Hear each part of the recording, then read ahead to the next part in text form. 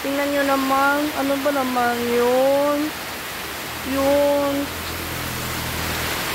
Yun, oh.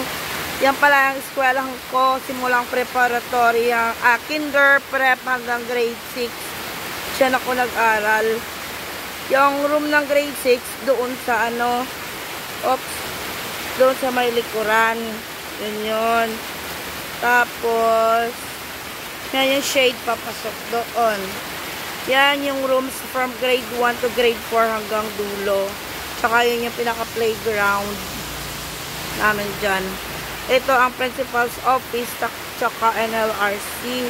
Parang library at computer rooms dyan nung araw. Yun. Delivery. Kahit na ulan, delivery. Diyos ko, ginoo ko.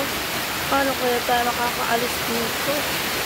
Eh, sagsag na naman ng ulan. O, tingnan mo, lalong lumakas. Paano na lang kaya? Ay, naku.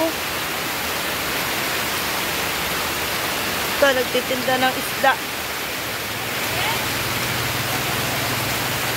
Titinda ng isda, nakakapote. Mga taga rito din yan sa amin, nagtitinda ng isda. Ay, si teacher, kauwi lang galing din ng school. So, siya nagtuturo eh.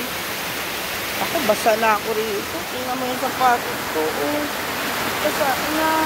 Nakikisilang lang kasi ako rito. Ayan, tumasagas din. Sige na, mga kaibigan.